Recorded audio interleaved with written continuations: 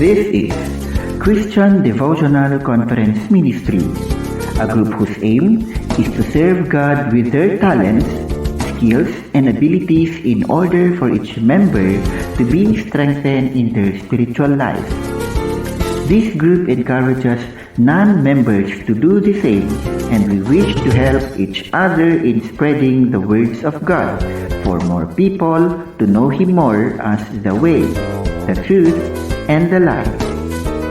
This group was originally founded on October 25, 2018 and lasted for 2 years.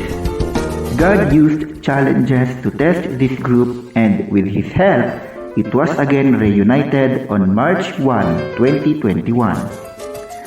With God's gift of technology, the group is being heard through and with the help of the following members. Facebook, Mr. Joseph Amisola Agnat. Messenger, Mr. Eljan Bragais. YouTube, Mr. Reynaldo Canlas Buenaventura. But of course, we still have our connection via Trunkline, where activities are originally held. Before we start our exhortation night, let us hear the CDCM Reunited theme song that was composed by Mr. Joseph Agnat.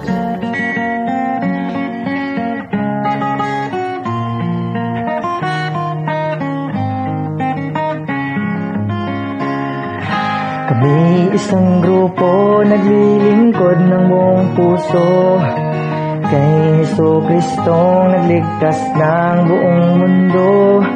Kami maglilingkod magpakailanman, pagkat tinaman niya sa amin ang kanyang kabutihan. CDCM ang pangalan namin, ito ay pinagmamalaki namin. Lahat ng membro dito ay masaya, sapagkat kay Jesucristo dama ang pagkalinga. Ang pinakalayunin ng grupong ito ay pahayag ang salita ni Kristo, upang tanggapin ninyo ng buong puso at lumago kayo sa buhay espiritu. CDCM ang pangalan namin, ito ay pinagmamalaki namin. Lahat ng membro dito ay masaya, sapagkat kay Jesucristo dama ang pagkalinga. Kaya ang nais namin sa lahat ng mga membro ay lumago palalo sa tulong ni Jesucristo, upang balang araw ay makita namin kayo na tumutulong sa pagkalat ng Ebanghelyo. CDCM ang pangalan namin, ito ay pinagmamalaki namin.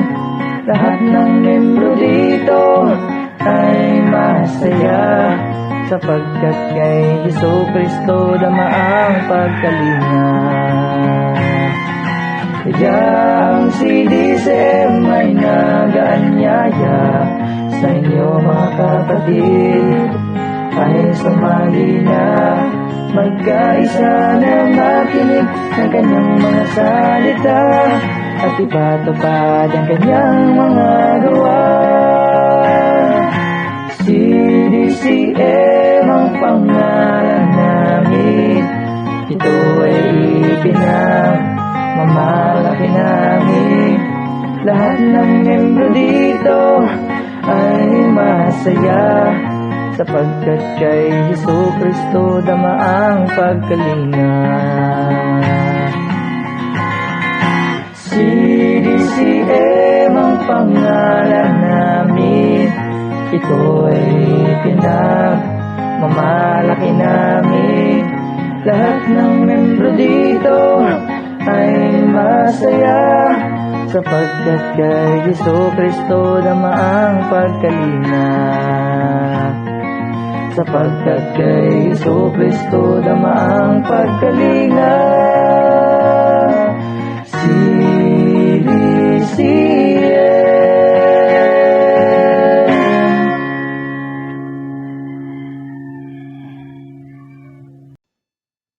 Isang mapagpalang gabi mga kapatid kay Kristo.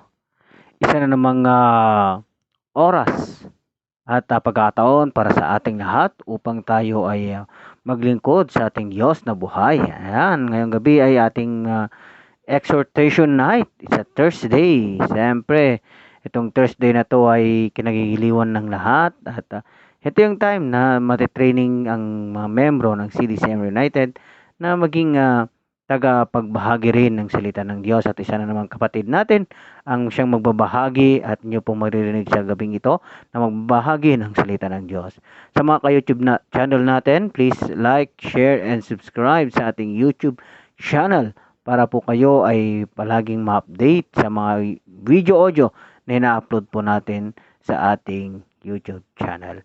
Ayan, so sa gabi po ito, siyempre, ang lahat po sana ay handang-handa na sa mga kasama natin dito sa Trunkline. Siyempre, alam ko, focus na silang lahat at ready ng ating seatbelt. But before that, before natin marinig ang ating exhorter ngayong gabi, siyempre, atin munang paliwigin ang ating spiritual na pagsamba sa Anya sa pamagitan ng opening song. At susundan niya ng opening prayer na hihandog po sa atin. Wala pong iba, kundi si Sister Gemaline Mayat. But before that, siyempre, gusto kong ipakilala ang aking sarili ngayong gabing ito. Wala pong iba na inyong presider ngayong gabing ito, Joseph Agnad. At ngayon po ay muli nating tinatawagan si Sister Gemaline Mangayat para po sa ating opening song. And susundan yan ng kanyang opening prayer. Ayan, Sister Gemaline. Go ahead.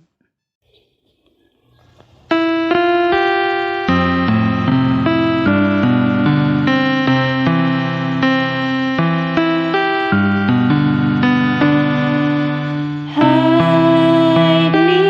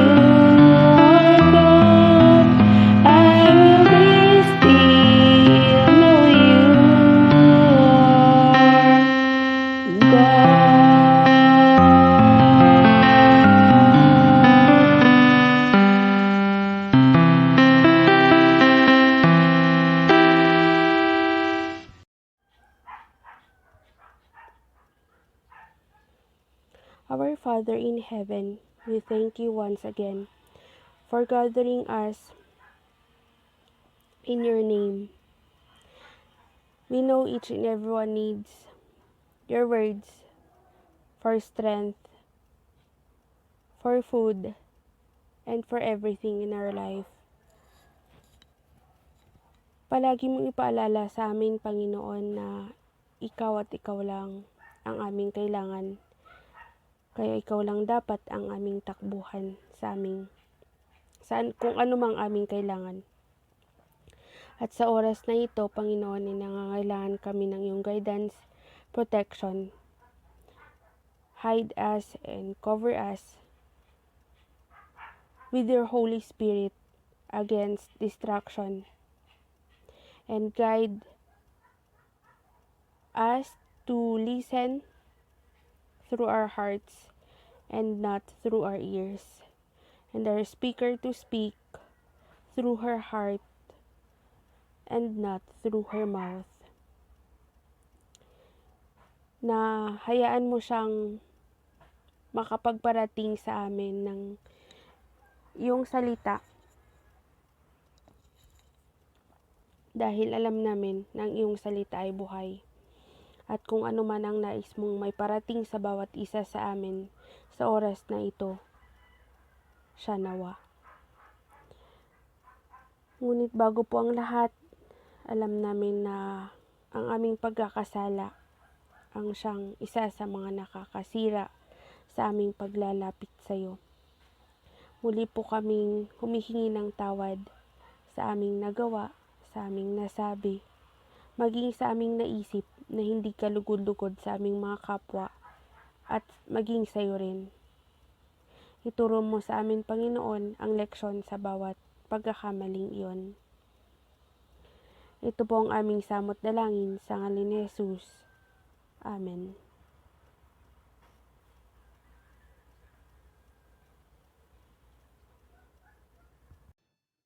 Amen. Maraming salamat, Sister Gemma, on that prayer and on that song. Siyempre, totoo ngayon yung awitin kanina, let's be still on God. Sa lahat ng mga storms sa ating buhay, anumang challenges ang dumadaan sa atin. Kailangan nating dumaan talaga sa mga ganyang mga pagsubok. But, we must to be still unto God. Ayan, kumapit po tayo sa Kanya na walang pag-alinlangan. Ayan, so siyempre, ito na po tayo, magpatuloy tayong magpuri sa Kanya at patuloy natin siyang bigyan ng pagsamba. At siyempre, tulad nga nagsabi natin kanina, ito na yung oras, para makinig tayo ng salita ng Diyos, para na sa magitan ng kanyang lingkod, na kanyang pagsasalitaan ngayong gabing ito. Ayan, muli sa ating mga ka-YouTube channel, please put your comment in the comment box para po mas lalo nating ma-improve ang ating gawain ito. Siyempre, ganun din, let's bigyan din natin ng magbigay po kayo ng reflection nyo dyan sa ating comment box. Kung ano yung reflection nyo sa ating maririnig na mga salita ng Panginoon. At kayo po muna ay mag-subscribe. Kung hindi pa kayo nag-subscribe sa ating YouTube channel, mag-subscribe na po kayo. At i-press ang notification bell icon para po kayo ay ma-update sa mga video audio na ina-upload pa natin dito. And please share ang mga video ito sa inyong mga kaibigan. Mas lalo po ito mga salita ng Panginoon. May nyo pong napakinggan upang sila rin ay maabutan din ng salita ng Panginoon. At lahat tayo ay magtulungan sa pagkalat ng kanyang salita. Ayan. So sa oras na ito, hindi na po natin patagalin. Atin na pong tinatawagan ang ating tagapagsalita ngayong gabing ito, ang ating exhorter. Wala pong iba kundi si Sister Mary Rose Imbian. Sister Mary Rose, go ahead. Ayan, isang mapagpalang gabi, mapagpalang oras po sa ating lahat. Tayo po ngayon ay mag-aaral po ng salita ng ating Panginoon sa oras po na ito. Pero bago po tayo mag-aral, tayo po muna ay saglit na humingi ng gabay sa ating pong Panginoon. Heavenly Father, pinupuri ka po namin at niluwalhati ka po namin sa gabing ito. Nagpapasalamat po kami, Panginoon, dahil nandito na naman po kami sa aming pong excitation night, Panginoon. Lord, sa mga oras po na ito, humihingi po kami ng gabay, Panginoon. Hinihiling po namin, Panginoon, ng inyong presensya na siyang bumaba sa aming kalagitnaan, Panginoon, upang pangunahan po kami sa gawain ito. Lord, dalangin po din po na nawa ay ang tinig po ninyo, ang marinig po ng mga makikinig na narito po sa linya, Panginoon. At ang makita po nila, Panginoon, ay ang iyong kaluwalhatian, Panginoon. Lord, ipinagkakatiwala po namin sa inyo ang oras po na ito. Nawa, Lord, simula sa umpisa hanggang sa matapos po ang gawain na ito, ikaw po, Panginoon, ang siyang manguna. Maraming salamat po. Ibinabalik po namin sa inyo ang pinakamataas na papurit pagsamba sa pangalan ni Jesus. Amen. Ayan. Ang ating pong topic ngayon ay matatagpuan po sa Psalms chapter 91. Pakinggan po natin. Psalms 91. Security of the one who trusts in the Lord. One he who dwells in the shelter of the Most High will abide in the shadow of the Almighty. 2 I will say to the Lord, my refuge and my fortress, my God, in whom I trust. 3 For it is he who delivers you from the snare of the trapper, and from the deadly pestilence. 4 He will cover you with his pinions, and under his wings you may seek refuge. His faithfulness is a shield and bulwark. 5 You will not be afraid of the terror by night, or of the arrow that flies by day. 6 Of the pestilence that stalks in darkness, or of the destruction that lays waste at noon. 7 1,000 may fall at your side, and 10,000 at your right hand, but it shall not approach you. 8 You will only look on with your eyes, and see the recompense of the wicked. 9 For you have made the Lord, my refuge, even the Most High, your dwelling place. 10 No evil will befall you, nor will any plague come near your tent. 11 For he will give his angel charge concerning you, to guard you in all your ways. 12 They will bear you up in their hands, that you do not strike your foot against a stone. 13 You will tread upon the lion and cobra, the young lion and the serpent you will trample down. 14 Because he has loved me, therefore I will deliver him. I will set him securely on high, because he has known my name. 15 He will call upon me, and I will answer him. I will be with him in trouble. I will rescue him and honor him. 16 With a long life I will satisfy him, and let him see my salvation. Okay. So, kung babasahin po natin yung Psalms 91, so makikita po natin na si Haring David ay talagang nagtitiwala po siya sa ating Panginoon, no?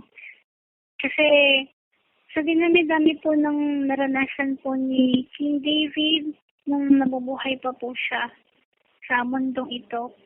So halos paulit-ulit siyang hinahabol ni Haring Saul, di ba? Ilang beses na pinagtangkaan talaga ni Haring Saul yung buhay niya. And then, hindi lang po si Haring Saul yung nagtangka sa buhay niya, maging ang sarili niya pong anak na si Absalom, no po? Dahil lang gustong makuha po ni Absalom yung paghahari ni Haring David, kaya pinagtangkaan din po yung buhay niya. Pero kung titignan po natin, kung babasahin po natin yung buong kwento po ni Haring David, makikita po natin yung kabutihan po ng Panginoon sa kanya. Kasi kahit ilang beses na pong may nagtangka sa buhay niya, talagang hindi po natutuloy dahil ginagabayan po siya ng Panginoon. So siguro kung hindi po ako nagkakamali, maaring sinulat ni Haring David lahat ng awit na ito ng mga panahon na siya ay nagdaranas ng matinding kapighatian sa buhay niya, no po. Kasi pag binasa po talaga natin yung simula po dun sa 1 Samuel, makikita talaga natin yung mga tao na humahabol kay David para lang pagtangkaan yung buhay niya, na si Saul. Talagang si Haring Saul pilit siyang hinahabol para lang kitilin yung buhay niya. Pero ginamit po ng Panginoon yung kanyang matalik na kaibigan na si Jonathan para gabayan po si Haring David, no. Talagang napakabait ng Panginoon sa kanya dahil ginamit po ng Panginoon yung kanyang matalik na kaibigan para itago po siya at hindi po siya mahuli ni Haring Saul. So, sa buhay natin ngayon, minsan natatakot tayo, di ba? Hindi naman maiwasan sa atin yung nagkakaroon tayo ng takot, lalong-lalo na po sa panahon ngayon.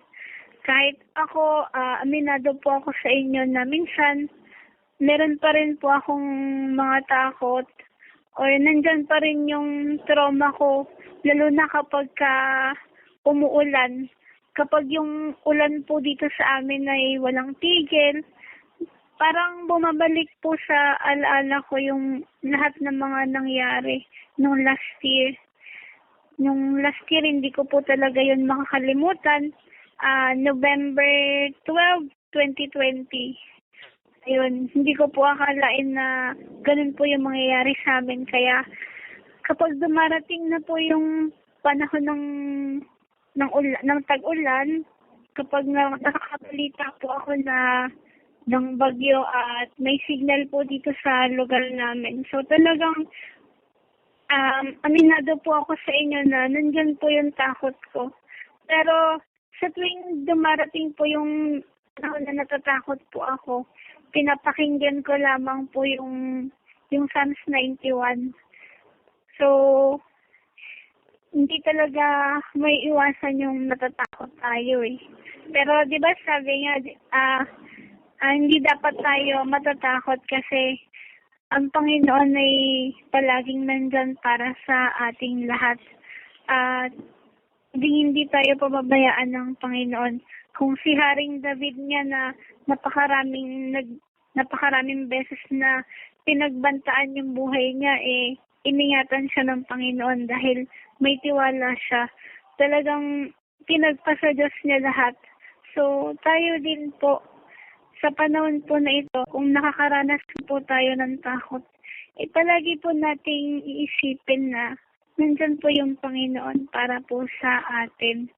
Hindi po dapat tayo palaging magpapadala sa takot natin dahil ito po yung magbabagsak sa atin kapag nagpadala po tayo sa takot natin. Di po ba?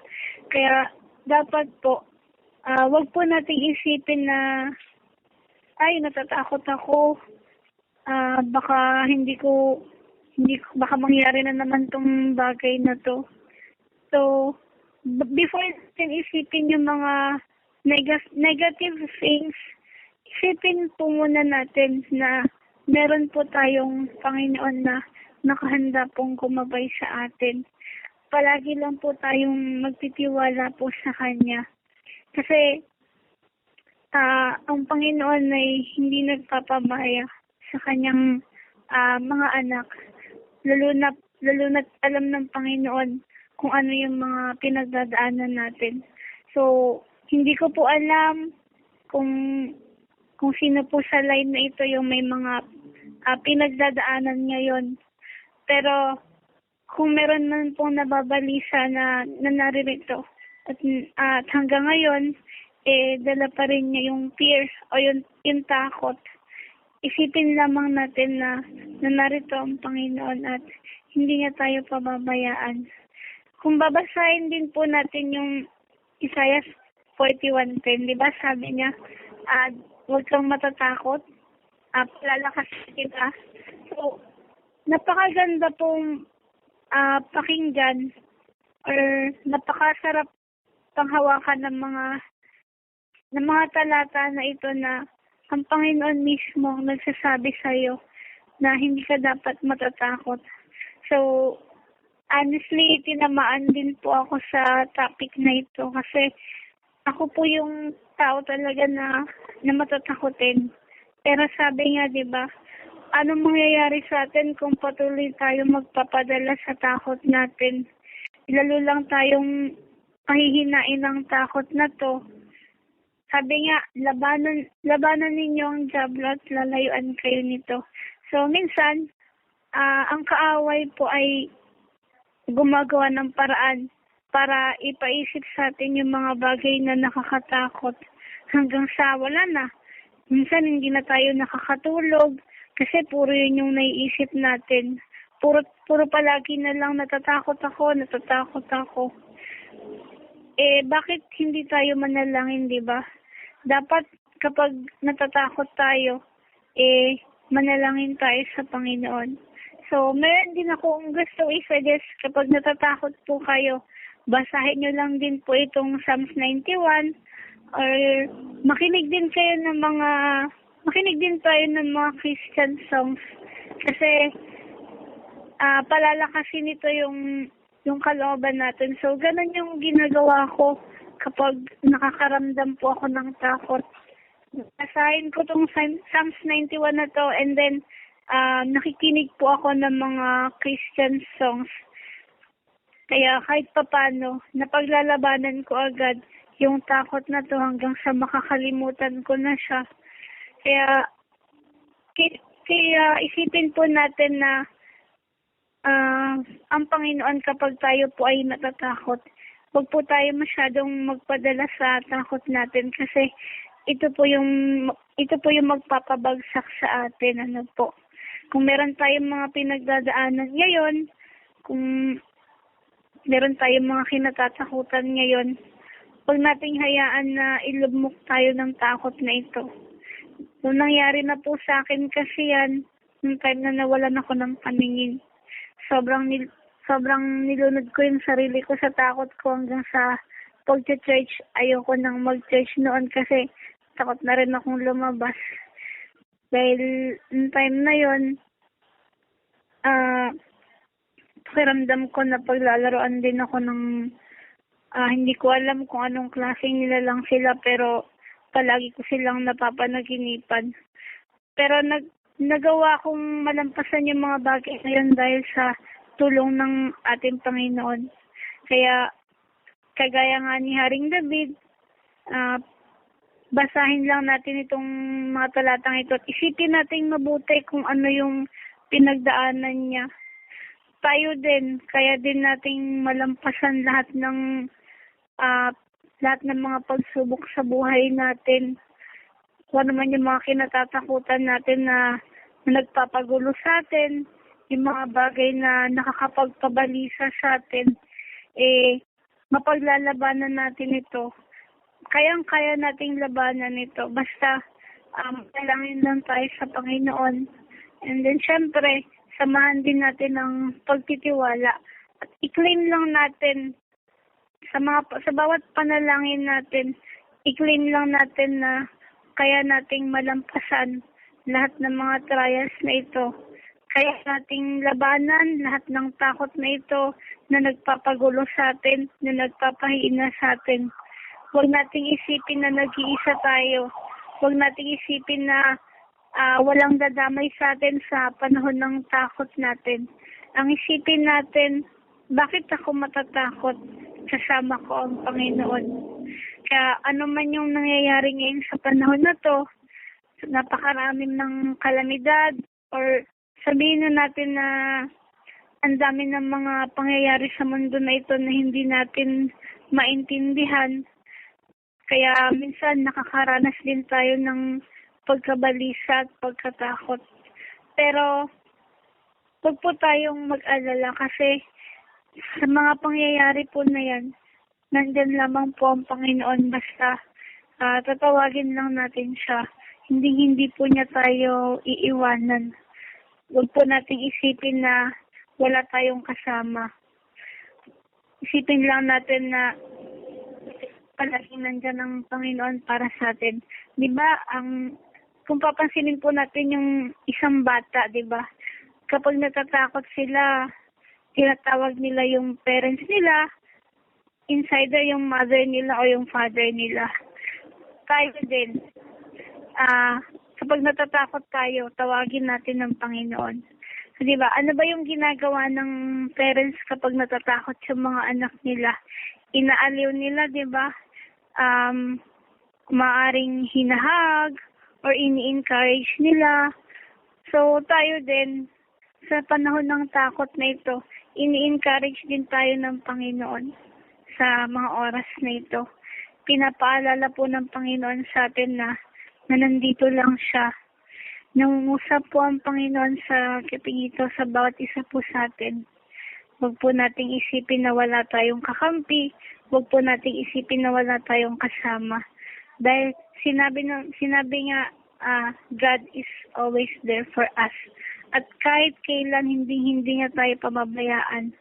Hindi niya tayo iiwan, hindi pababayaan man. So, yun lang po ang message po ng aking ipinapahayag sa gabing ito na galing po sa ating Panginoon. Nawa sa maikling mensaheng ito ay meron po tayong natutunan. Maraming salamat po at to God be the glory. Wow! Praise God! Hallelujah, Jesus! Napaka-tinding salita ng Diyos ang ating napahinggan ngayong gabi, mga kapatid. Touching our heart, napakalaman ang ating napahinggan ngayong gabing ito. About fear. Pati ako, wala akong masabi na halos na paliwanag ng lahat ng ating exhorter. Grabe. Fear. Sa buhay pa lang ni David, nakita na natin yun. Kung paano niya nalabanan ang fear. Sa buhay ng ating exhorter, nakita na natin kung paano niya nalabanan ang fear.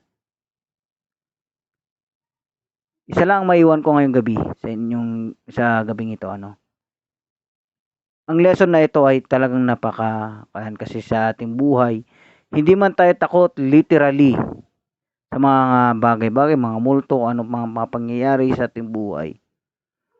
O matapang ka, but I tell you, there is something that you're bothering of. Ayan ang nagbibigay ng fear sa iyong buhay. Ang maiiwan ko lang bilang reflection ko sa ating napainggan sa gabing ito, una, faith. We must have faith unto God. Kasi yan ang pananampalatayang kailangan. Sa lahat ng mga bagay, si David, ang ating exhorter, ginamit nila ang faith nila para malabanan ang fear sa kanilang buhay. Isa pa, encourage. Encourage yourself. Sa paanong paraan? Salita ng Diyos. Sa pagkikipag-usap sa Kanya. Sino? Kay Lord. Sa ating exhorter at sa buhay ni David, nakita natin, sila mismo, naranasan nilang in-encourage ang kanilang sarili sa pamamagitan ng pag-pray at they look up unto God. They look up and they saw God into their life, and they encourage it to have brave into their life na maging matapang at malaban yung fear na yan. Siyempre, kung in-encourage mo yung sarili mo, you need to attack that fear into your life na yung naranasan. Ano yung pag-attack mo? Atakin mo ng salita ng Panginoon. Always read the Word of God daily and night sa ating buhay. Attack! Huwag mong urungan. Kasi kung ikaw ay mag-uurong sa fear at ikaw ay magpapadala sa takot, malulugmok ka. Imbis na malilift up ang iyong pananampalataya, hindi na. Kundi, okay, takot na ako. Ganito na lang, hindi ko nagagawin to. Yan po ang nangyari sa ating exhorter. Marami siyang napapanaginipan na yun ang nagbibigay takot sa kanya. But still, he attacked that fear. Imbis na magpalugmok siya, inattack niya ito sa magitan ng pag-attend niya sa church.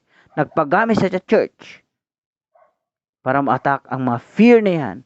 Na kahit dumarating ang fear na yan, meron yung tibay ng loob niya. I'm serving God. So, I can control this fear of na lumayo sa akin. He's attacking. Ganun din si David. Inatak niya ang kalaban niya, hindi pa pamamagitan ng bow and arrow, hindi pa pamamagitan ng patayan, kundi sa pamamagitan ng papapakumbaba. Nung nilusob siya ni Absalom, anong ginawa niya? Umalis sa kanyang palasyo, nagtago. Kahit marami siyang mabibilis na sundalo na pwedeng lumaban. Pero pinagpasa Diyos niya ang lahat. Ganon din, nung hinahanap siya ni King Saul, anong ginawa niya?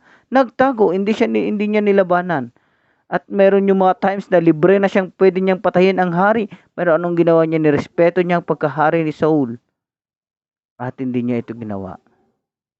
He respect and he didn't do anything to that king. At pinagpasa Diyos na ang lahat. Ganon din ang ating exhorter, no? Yun nga sabi ko kanina, he attacked by a nice way. He attacked by going to the church at nagpagamit siya. And fourthly, reflect always to the Word of God. Kasi dyan sa salita ng Diyos, kung minimeditate natin yan, ang salita ng Diyos, palagi tayong makakaranas, palagi nating maranasan ang kanyang kabutihan sa ating mga buhay. Palagi nating maranasan na siya ay nandyan para sa ang ating ang karanasan ni David ay nandyan para sa ating lahat. Ano? Ang karanasan ng ating exhorter ay nandyan para magpatuloy na ating pagtibayan ang ating pananampalataya. Naway ang salita ng Diyos ay ating napainggan ngayong gabi ay magbigay sa atin ng katuturan, magbigay tapang sa atin na maging matapang tayo sa lahat ng mga katakutan sa ating buhay na ating naranasan. May the Lord bless us all. Thank you very much, Sister Mary Rose, on that wonderful message na amin pong napainggan ngayong gabing ito. At naway ang salita ng Diyos na ito, mga kapatid, mga ka-YouTube channel natin pong napainggan, ay inyo pong i-share sa iba nating mga kasamahan. I-share nyo po sa ating mga kaibigan, mga kapatid kay Kristo, upang sila rin ay mabless. So, dyan na po nagtatapos ang ating gawain ngayong gabi. Maraming salamat sa lahat ng mga umantabay sa ating kasama dito ngayon sa linyang ito, sa Trunkline, at sa mga kasama natin sa ating YouTube channel. Maraming salamat, at naway ang Diyos ang gumabay sa ating lahat. Ang Diyos ang siyang mag-workout sa mga buhay-buhay natin, at naway ang kanyang salita ay hindi magmamaliw kailanman. So atin na pong tatapusin ang gawain ito, ano? Sa gabing ito, ang iyo pong naging presider muli, I'm Joseph Agnad, at atin na pong tinatawagan ang magtatapos sa ating gawain ito ng pamagitan ng closing song, at susundan niya ng closing prayer, siyempre ng ating exhorter. Ayan ngayong gabi. Atin tinatawagan ng ating closing song, wala pong iba kundi si Sister Sichel Ann Imbian, at susundan niya ng ating exhorter, no? Wala pong iba kundi si Sister Mary Rose Imbian. Maraming salamat, and God bless us all. Ayan, Sister Sichel Ann, go ahead. God bless everyone. Bye-bye.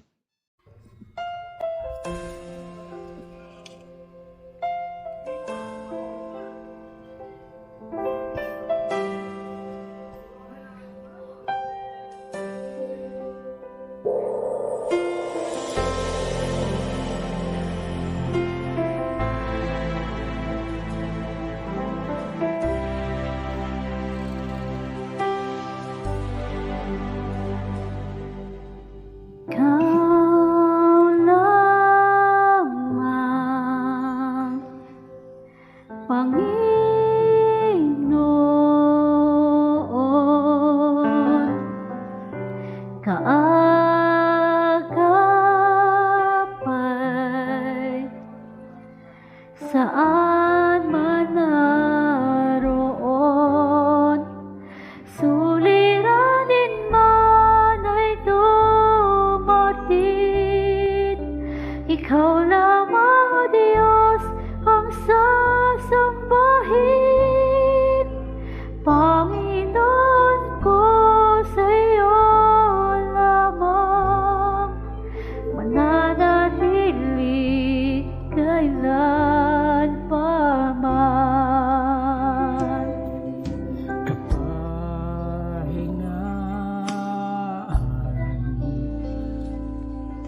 sa'yo nakamtan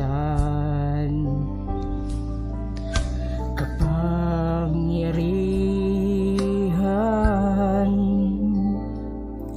sa'yo nagmula, suliranin man ay dumating, ikaw lamang, O Diyos, ang sasambahin.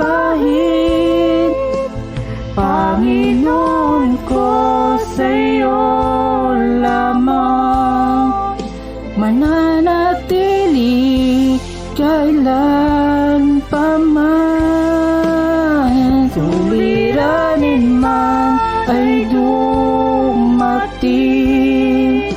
ikaw lamang, O Diyos, ang sasambahin. Panginoon ko, sa'yo lamang mananatili kailan pa man, suliranin man ay dumating, Diyos, ikaw lamang pagsasambahin. Panginoon ko, sa'yo lamang mananatili kailan pa man, manatili kailan pa man, manatili kailan pa man.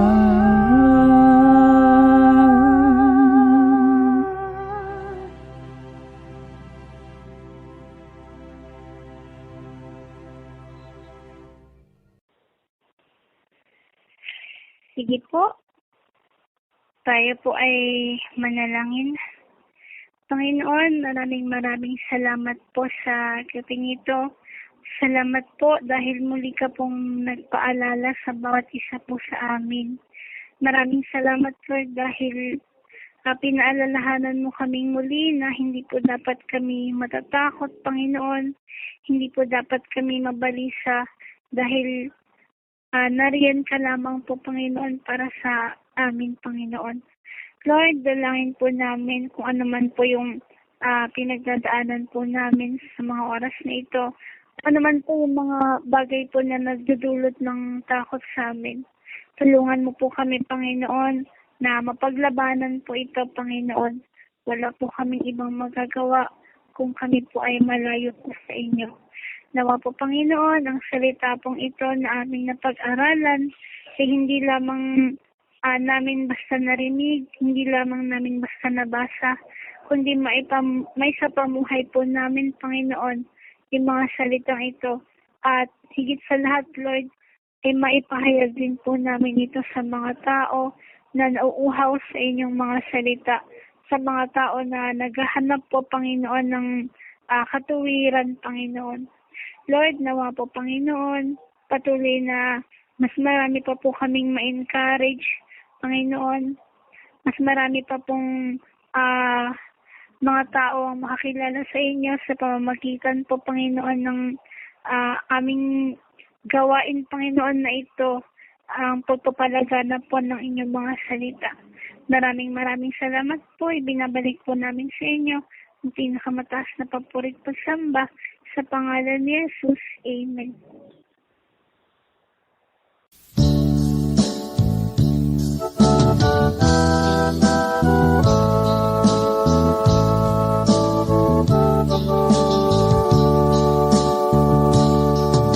That ends tonight's exhortation.